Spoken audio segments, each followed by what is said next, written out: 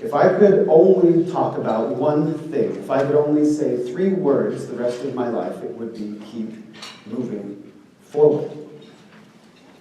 For me, reading and writing and blogging have been the most powerful tools to help me move forward. I love literature and I love historical stories and the power that stories have to teach us things about life, to help us move forward. Time and time again, I have learned that while medicines can heal the body, literature and inspired stories can heal the soul.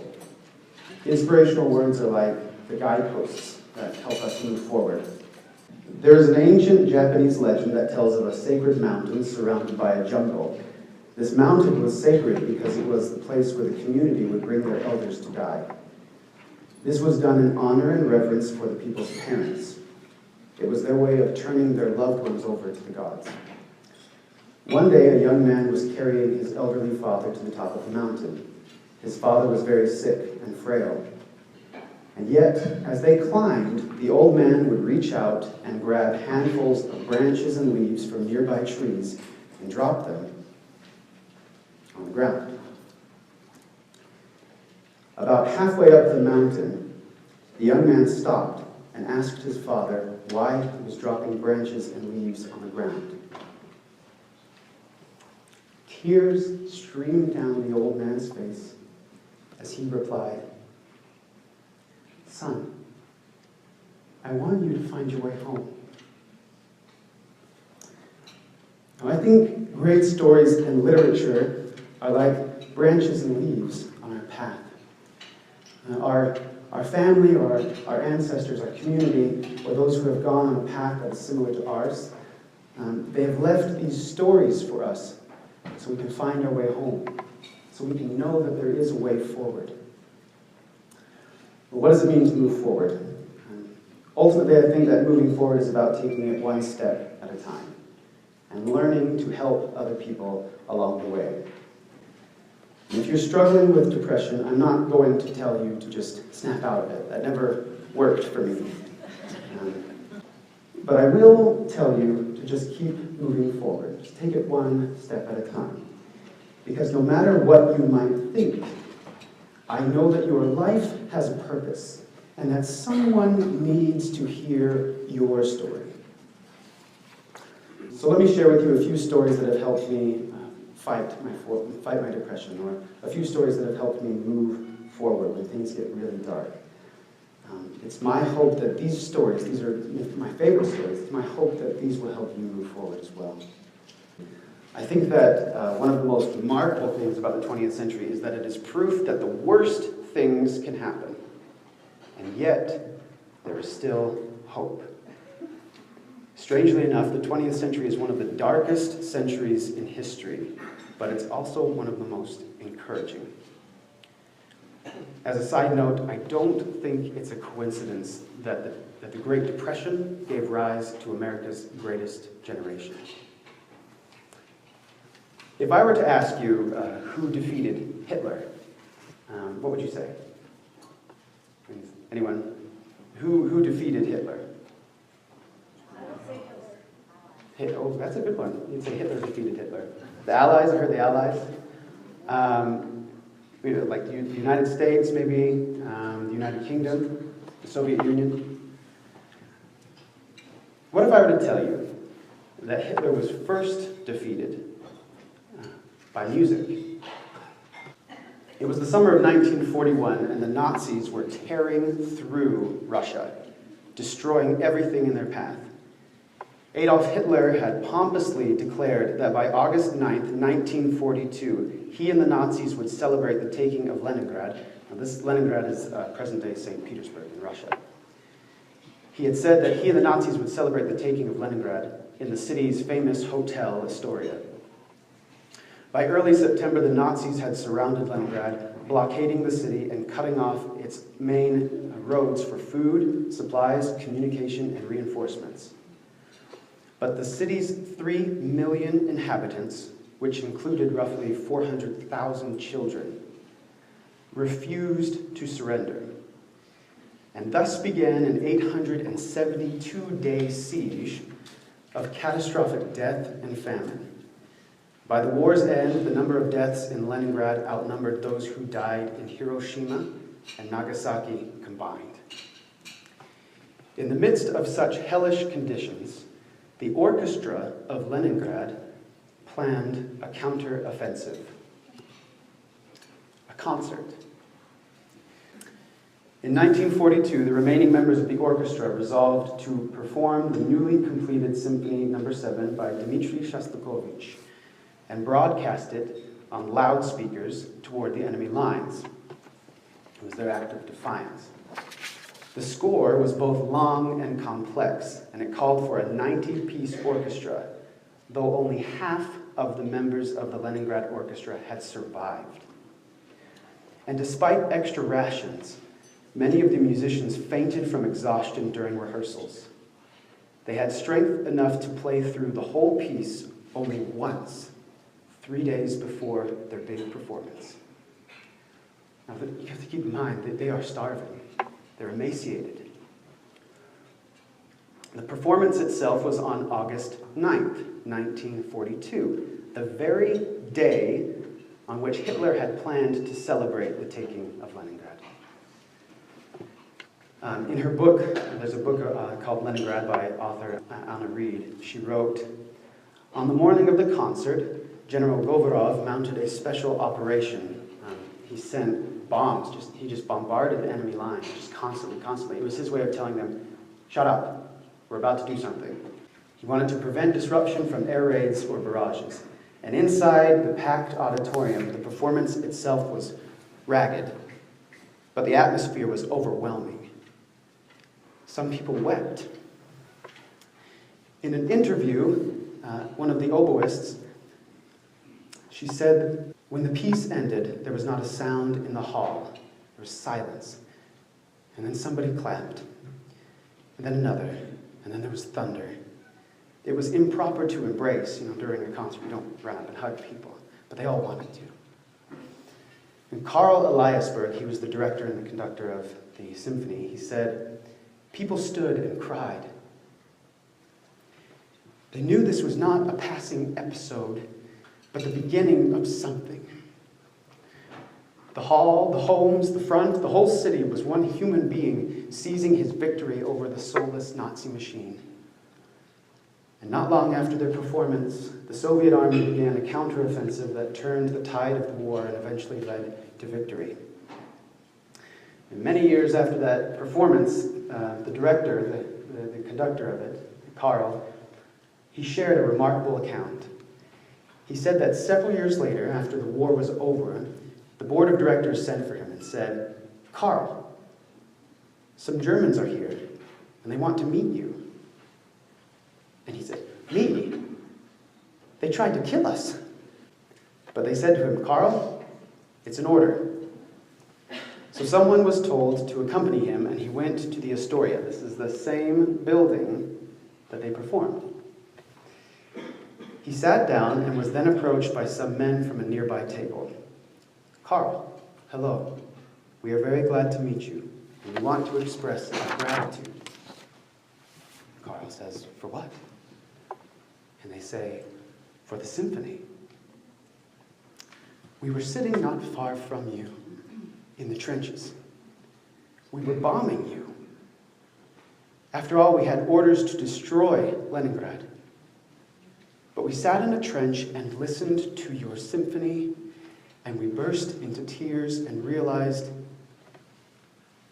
whom are we bombing?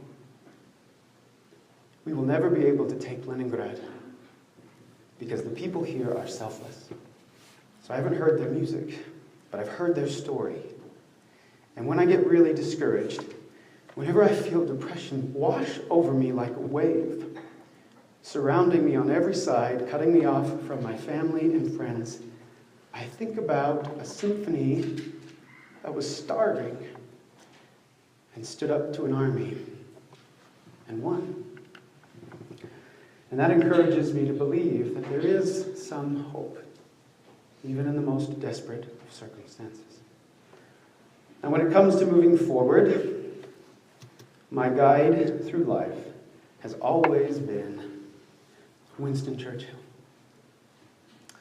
He was the Prime Minister of the United Kingdom during World War II, and his active and steadfast resistance to Adolf Hitler, along with his vehement refusal to even consider defeat, helped inspire his nation to victory against Nazi Germany.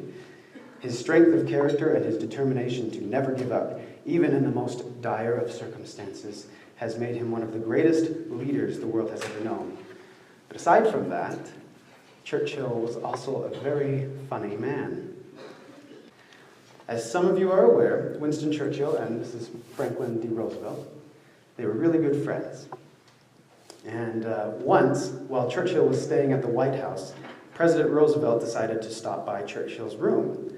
The Prime Minister, who had just finished taking a bath, was pacing back and forth in his room completely naked. When Roosevelt rolled into the room and saw Churchill standing in the buff, Churchill calmly replied, "You see, Mr. President, I have nothing to hide from you."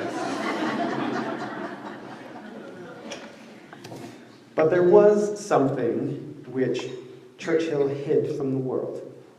He struggled with what he called the black dog of depression.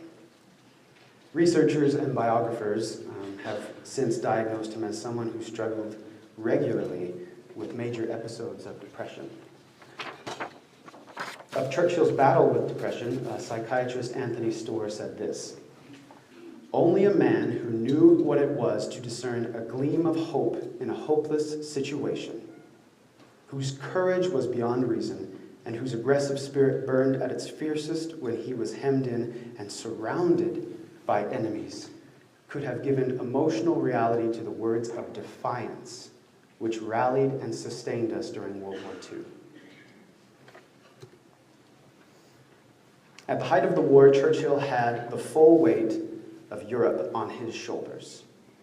For a long time, he was, in many respects, a lone leader standing against the full onslaught of Adolf Hitler. In studying Churchill's life, his victories and defeats, along with his emotional obstacles and personal challenges, I am perpetually amazed by his indomitable will to fight his way forward. In a speech delivered to the House of Commons on June 4th, 1940, Churchill rallied his beleaguered nation with these words: "We shall go on to the end. We shall fight in France. We shall fight on the seas and oceans. We shall fight with growing confidence and growing strength. We shall never surrender." Now consider the context of these words. Not only was Churchill leading the charge against Nazi Germany, but he was simultaneously leading a charge against his own doubts, his own depression. With that in mind, the following phrase, which is one of his most famous quotes, is given even more power and meaning. Never give in. Never, never, never, never. In nothing great or small, large or petty. Never give in except to convictions of honor and good sense. Never yield to force. Never yield to the apparently overwhelming might of the enemy. Now, I'd like to pause here and be completely candid with you. While writing about depression, I have felt discouraged many times. The process of creating books and blog posts and things about depression and suicidal thoughts and feelings is very difficult. It's hard to bring those feelings back up again and try to write about them in a meaningful way. I am often confronted with feelings of despondency, depression, and insecurity. After all, like I said, I'm a blogger. Who am I? Who am I that the world should care what I have to say? But in those moments of self-doubt, I have often looked to this image of Churchill. I have it in my office. He doesn't look back at me. Instead, he looks forward into some distant horizon, as if to say, never give in. Keep moving forward. Now, please consider the incredible irony. Here are two leaders faced with tremendous challenges. One of them struggles with the darkness of depression. The other is bound to a wheelchair. Had they grown up in Nazi Germany, Hitler would have had both men exterminated for their imperfections. And yet these two men, these two very imperfect men, moved forward. And together they defeated the darkness which had swept across Europe. Now, I think the key to moving forward in life is helping other people move forward. Figuratively speaking, when we overcome obstacles and challenges, we are given a gift of illumination. We have a greater understanding of the things that come from that experience. And the hope is that once we go through an experience, we go back and we help somebody else who's going through the same thing. According to Greek mythology, there was a titan, a Greek god by the name of Prometheus. It was said that Prometheus not only created the humans, but he also saved their lives. For during that time, men and women lacked the one thing that could make them as powerful as the gods, and that was fire. Without fire, men and women were helpless and hopeless. They were unable to pierce the darkness of night. They couldn't stay warm. They couldn't cook their food, create tools, or build weapons to fight wild beasts or monsters. During the day, they wandered in the cold, wet mud, and at night they huddled together in the caves for warmth. And it's said that Prometheus, when looking upon them, he pitied them, and he wanted to help them. And so in the dead of night, Prometheus stole fire from Mount Olympus and brought it to mankind. And after showing them how to create fire, the men and women started building fires of their own. And excited by this new power, they started making tools, and they started creating, they started becoming imaginative. In a very real way, Prometheus had built a fire that could never be extinguished. And for the rest of time, mankind would honor Prometheus, the giver of life and light. This is a story we hear all the time. Someone who comes down and gives light to other people. This happens in our own lives. Somebody in our lives gives us light, helps us move forward. Now that story always makes me think of two questions. Who has given you light? And have you given light to someone else? But before I get into that, now I have to explain. Whenever I write my name, and it's in the program, you'll see it, I use my full name. It's Seth Adam Smith. I get a lot of jokes about that. In fact, my wife and I live in Florida, and our friends there, they always call my wife Kimberly Adam Smith. They think, oh, hey, it's Kimberly Adam Smith. And they think it's so funny that Seth Adam Smith, a man so good they named him thrice, it would amaze you how many emails and comments I get from people who say, they'll say, Adam, hey Adam, how you doing? Adams, and I'm okay with that. Because my mother gave me that name. And here's why. Adams is my mother's maiden name. And giving me that name was her way of naming me after my grandfather, Boyd Adams. Now, after I tried to take my life, my mother didn't quite know how to respond. No one did, really. What do you do? What do you say to someone that is that deep in darkness? But here's what my mother did. She gave me hope. She told me to keep moving forward because she believed with all her heart that one day my story would help other people. She said that to me. I didn't believe it. She also believed that my name, my full name, because she loves her father, she believed that my name would be known through my writing. I didn't believe it, but she did. And she told me that every day. And as the years went by, I slowly began to believe that maybe I can help somebody. And that gave me hope to move forward. It gave me purpose. And I think that's what we lack so often, is that we lose sight of our purpose. When depression washes over us, we lose that. About 2 years ago, I finally felt comfortable sharing the story of my suicide attempt. And I published it on my blog, which is sethadamsmith.com. It was read by a lot of people, and I got some really wonderful, heartwarming and heartbreaking comments from people. And about 6 months ago, I was contacted by a producer from the media department in the LDS Church. They wanted to make a video on suicide prevention, and they asked if I would be willing to share my story on camera. My first reaction was to say no, but my wife was very encouraging. I don't know if that's the right word for it. But I was not expecting this. When they published the video, they had taken a screenshot of my blog, and they put it in the video. Now, I don't care about my name being known. I don't. I would much rather be behind the camera than in front of it. I did that for years. I feel way more comfortable about that. I would much rather be in the audience right now than standing in front. Much rather. I'd be looking at my smartphone. I promise. I'm okay with that. But seeing my name in that video was a confirmation of my mother's belief in me.